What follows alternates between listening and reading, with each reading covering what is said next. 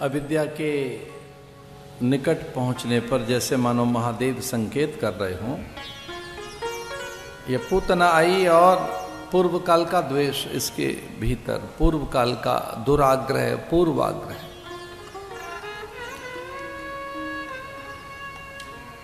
इतने युगों युगों का द्वेष लेकर, रोष लेकर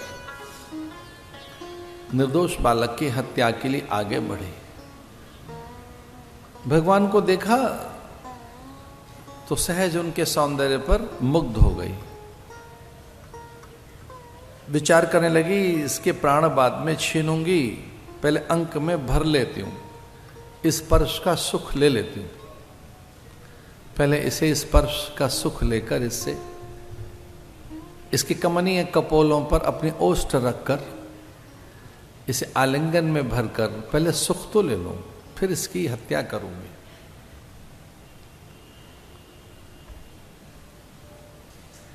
इसलिए आवरण में ढककर और भगवान को आलिंगन करना ही चाहते थी। वो सुख दे नहीं सके कृष्ण उसे, कि बड़ी निकृष्ट है, भ्रष्ट है।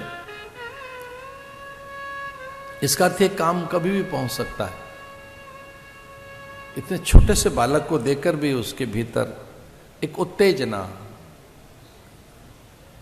नियंत्रण नहीं कर सकी स्वयं पर। निशाचर कुल की थी, दैत्य कुल की थी, और वहां इस पर विचार होता नहीं है। नैसाचरी कुल में ये कहां विचार होता है कि कौन स्वकीय है, कौन परकीय है। वो एक निष्ठ नहीं रहते। वो सन्नारियां कहां, जैसे सुपर्णखा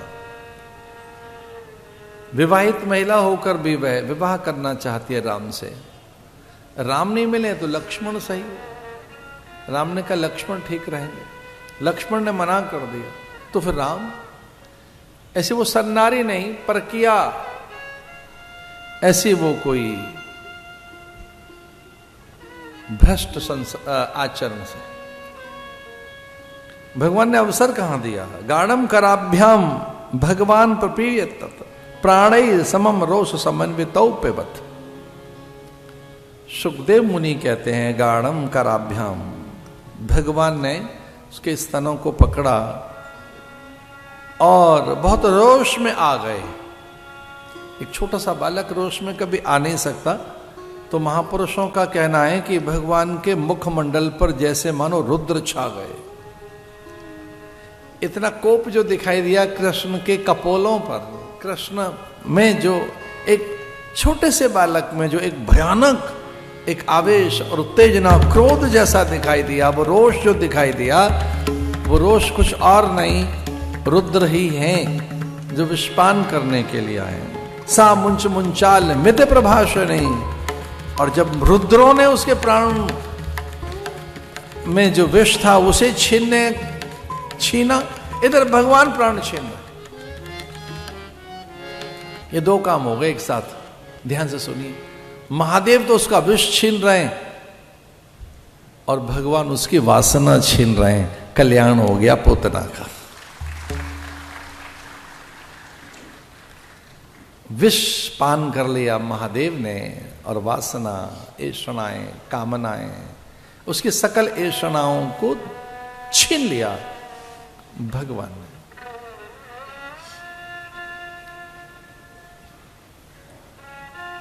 वित्तेषणा, पुत्रेषणा, लोकेषणा, यही तो तीन ऐषणाएं हैं। धन हो, बहुत धन हो। अब बहुत धन आ गया है तो उसकी रक्षा कौन करे? तो संतान हो। धन भी आ गया है, अब संतान भी हो गई है, धन तो आ गया, किसी को पता लग नहीं रहा है, तो ऐसा कुछ करो कि लोग जाने कि हम भी धनवान हैं। लोकेशना। बहुत कम लोग हैं जो धन पाकर अपने आप को संभाल पाते हैं। अन्यथा तो लोकेशना के अधीन ही लोग उस द्रव्य का अपव्यय करते रहते हैं। सुखदेव मुनि कहते हैं गाढ़म कराभ्याम भगवान प्रपीड़ित प्राणै समम रोष समन्वितौ पेबत। ऐसे पिए जा रहे हैं जैसे बहुत प्यासे हों। कभी न पिया हो कुछ, तो कई जन्मों की उसकी वासनाएं जो यम नहीं छीन सकता। चंद्रगुप्त का खाता खाली हो गया, यम अब वो नहीं जाएगी यमलोक में, उसे भगवत सायुज्यता ही प्राप्त हुई। तो भगवान ने कहा तू मां बनकर आई थी, दूध तो मां ही पिलाती है, इसे तुझे वही गति दूंगा जो देवकी और यशोदा को देनी है, वही गति मिलेगी। बड़ी सुंदर सी कथा है, भगवान ने उसे गति प्रदान की।